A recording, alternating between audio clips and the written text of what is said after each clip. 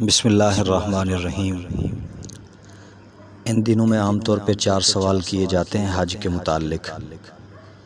پہلا سوال یہ کہ احرام کی حالت میں مرد حضرات جوتا کیسا پہنے۔ دوسرا سوال یہ کیا جاتا ہے کہ کیا مرد اور عورت کے جوتے میں فرق ہے یا نہیں۔ تیسرا سوال یہ ہوتا ہے کہ کتنی دیر اگر سلا ہوا اور بند جوتا پہن لیا گیا احرام کی حالت میں تو دم واجب آئے گا۔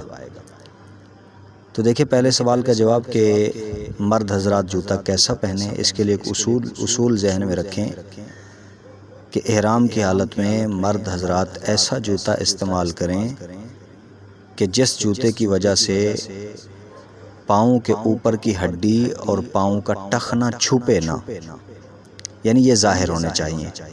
اب اس کے لیے بہترین جوتا تسمے والا ہوتا ہے، لیکن یہ بھی ذہن میں رہے کہ یہ تسمے والا جوتا متعین نہیں ہے۔ کوئی سا بھی ایسا جوتا ہو کہ جس کی وجہ سے پاؤں کی ہڈی جو اوپر ہوتی ہے وہ اور ٹخنا نہ چھپے تو اسے استعمال کیا جا سکتا ہے۔ دوسرا سوال یہ تھا کہ کیا مرد اور عورت کے احرام کی حالت میں جوتا پہننے میں فرق ہے۔ جی ہاں، فرق ہے۔ وہ فرق یہ ہے کہ مرد کے لیے ایسا جوتا ضروری ہے کہ جس کی وجہ سے پاؤں کی ہڈی اور ٹخنا نہ چھپے، یعنی ان کو ظاہر رکھنا ضروری ہے، اور عورت کے لیے ضروری نہیں ہے۔ تو لہٰذا عورت موزہ اور کوئی سی بھی جوتا استعمال کر سکتی ہے، اس کے لیے گنجائش اور اجازت ہے۔ تسمے والا جوتا پہننا اس کے لیے ضروری نہیں ہے۔ تیسرا سوال یہ تھا کہ کتنی دیر اگر کوئی سلا ہوا جوتا پہن لیا جائے تو دم واجب ہوگا یا کیا چیز واجب ہوگی۔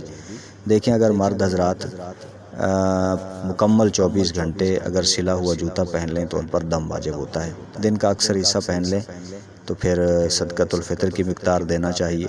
کچھ لمحے کے لیے پہن لیں ایسا جوتا کہ جس کی وجہ سے پاؤں کی ہڈی نہ چھپے، ٹخنے نہ چھپیں، یعنی سلا ہوا جوتا، بند جوتا یا موزے پہن لیں کچھ لمحے کے لیے، کچھ دیر کے لیے۔ تو پھر ان کو چاہیے کہ کچھ مٹھی گیہوں وغیرہ صدقہ کر دے یا ان کی قیمت صدقہ کر دے، یعنی دم تب لازم آتا ہے کہ جب مکمل ایک دن وہ جوتا پہن لیا جائے۔